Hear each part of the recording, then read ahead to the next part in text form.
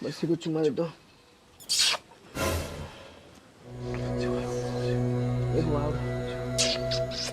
रे ये क्या कर रहा है रे यहाँ पर?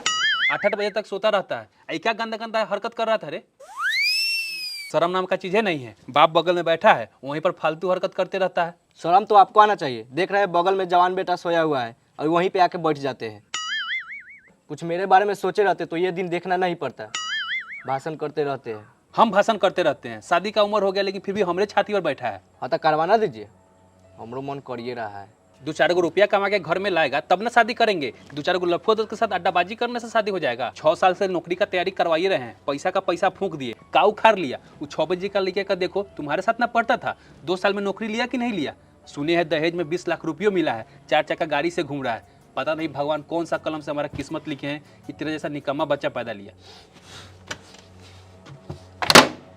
हम भी तो कोशिश करिए रहे हैं, हमसे नहीं हो रहा तो हम क्या करें? और दूसरों से कंपेयर मत कीजिएगा। का पंडित जी, कल आप ही थे ना बाजार में, हाथ देखकर मंत्र से परीक्षा पास करने का उपाय बता रहे थे। कभी समय निकाल कर अपने बेटा पर भी ध्यान दीजिए। उसके कुंडली में कोई दोष है तो अपने तंत्र मंत्र विद्या से ठीक कीजिए।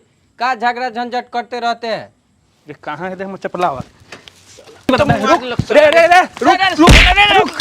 मार के आज हम तो मार चप्पल के तुम्हारा कपारे फाड़ देते। हमको सिखाने आया है, आज धरा तक कल्याणे कर देते तुम्हारा।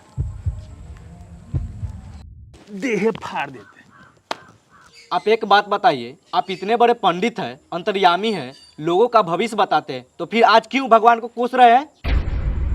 अगर कोई नीच जाति का व्यक्ति आपसे पूछता है कि मैं बेरोजगार क्यों हूँ, तो आप बोलते हैं सुख शनि तुम पर हावी है। वहीं दूसरी तरफ मेरा नौकरी नहीं होता है तो आरक्षण का दोष देते हैं, पढ़ने के लिए बोलते हैं। ये कौन सा तरीका है? ज्यादा मत बोल। ये सब जो कर रहा हूँ तुम्हारे भविष्य के लिए ही कर रहा हूँ। माना कि लोगों को बेवकूफ बनाकर अपने पापी पेट के लिए सब कर रहा हूँ। कल को तुम्हारा नौकरी नहीं होगा तो तुम क्या करोगे? क्या करेंगे? आपके तरह ही भगवान मंदिर के नाम पर दान दक्षिणा मांगकर अपना पेट भर लेंगे। पूरा का पूरा बेवकूफ हो तुम।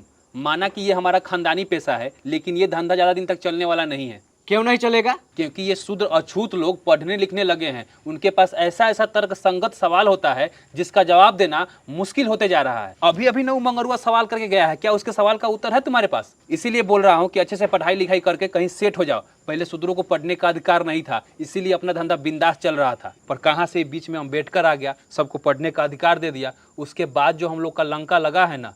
लेकिन पिताजी, आज भी तो ज्यादातर लोग हमारी गुलामी कर रहे हैं। गुलामी इसलिए कर रहे हैं क्योंकि वे गौतम बुद्ध, डॉक्टर अंबेडकर, पेरियार, रामस्वरूप वर्मा, ज्योतिबा फूले, चौधरी महाराज सिंह भारती जैसे लोगों को आज भी उन्होंने नहीं पढ़ा है। जिस दिन पढ़ना शुरू कर दिया ना, उस दिन हम सभी का खटिया खड़ी समझो। और सुनो, ज़्यादा समय बर्बाद मत करो। ये पड़ोस में जो पीपल का पेड़ है वहाँ जाकर बिछाकर अच्छे से पढ़ाई करो। पीपल का जो पेड़ होता है ना, उससे स्वच्छ ऑक्सीजन मिलता है। जाओ वहाँ पर पढ़ाई करो, बिल्कुल भी समय मत बर्बाद करो। ठीक।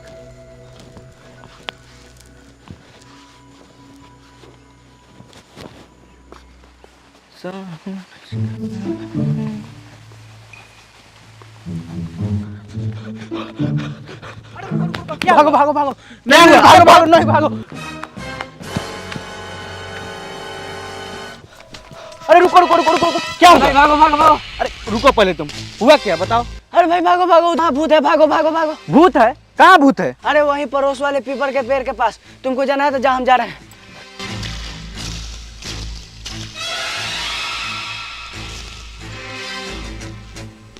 पिताजी हमें पढ़ने के लिए भेज रहे हैं कि मरने के लिए? उन्हीं से पूछते हैं।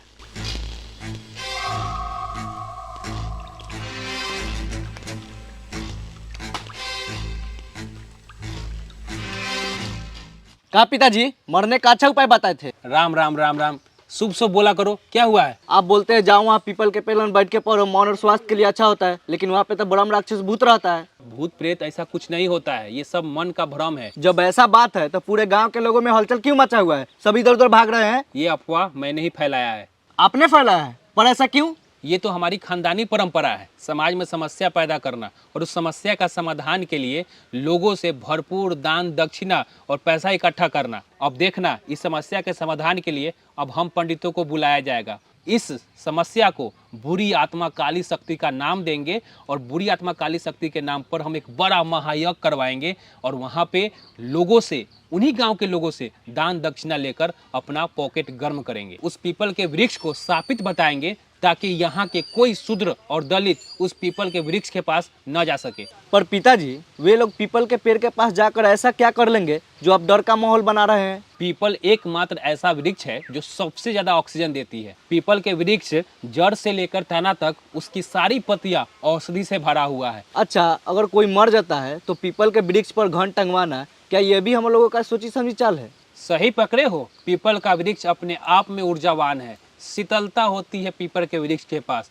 गौतम बुद्ध ने अपने ध्यान को केंद्रित करने के लिए यही कारण था कि उन्होंने पीपल के वृक्ष को चुना था। एक गौतम बुद्ध के दर्शन और विचार के सामने हम लोग की ऐसी पोल खुलती है जैसे बिना नारा का पैंट।